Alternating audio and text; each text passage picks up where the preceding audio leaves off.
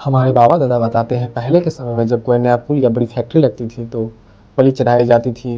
वैसा ही हर बार बिहार इलेक्शन में होता है। बिहार में जब भी इलेक्शन होता है तो बिना बलि के चुनाव संपन्न ही नहीं होता है। बिहार में प्लान लगभग 60% है। जिस तरह बिहार में शासन है मुझे तो लगता है मगध में घनदन का शासन पुनः वापस लौट आया है।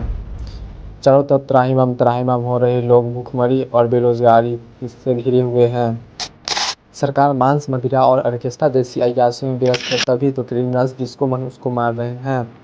अगर बिहार के दो पंचवर्षीय आंकड़े 2015 और 2020 को लिया जाए तो मधुबनी के सदर से निर्दलीय उम्मीदवार गोपाल ठाकुर की हत्या कर दी गई थी।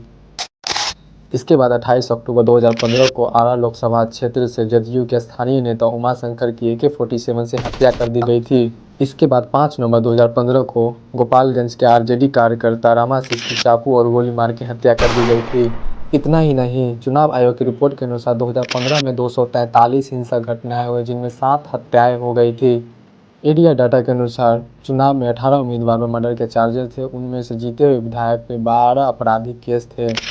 इसी तरह 2020 के चुनाव में भी 24 अक्टूबर 2020 को सिवान विधानसभा जनता दल के स्वतंत्र उम्मीदवार श्री नारायण सिंह की प्रचार सभा के दौरान हमलावरों ने गोली मारकर हत्या कर दी।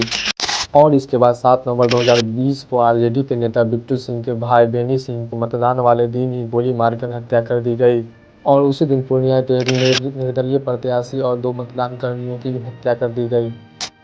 एडिया डाटा के मुताबिक 2020 के बिहार चुनाव में 21 उम्मीदवारों पर हत्याओं के केस थे और उनमें से जीते हुए MLA पर 16 मर्डर के चार्जेस थे।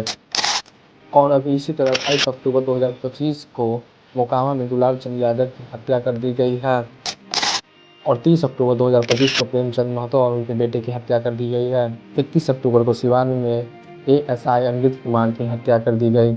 और 1 अक्टूबर को समस्तीपुर में मंटू सिंह की हत्या कर दी गई। यही सब देखकर लगता है बिहार में चुनाव लोकतंत्र का पर्व नहीं, डर का माहौल बन गया है। जब जब मतपेटी खुलती है तो गोलियों की आवाज़ सुनाई देती है। घटनाएं और आंकड़े बताते हैं कि बिहार में सत्ता की राह विकास से नहीं बल्कि खून और हिंसा से होकर गुजरती है।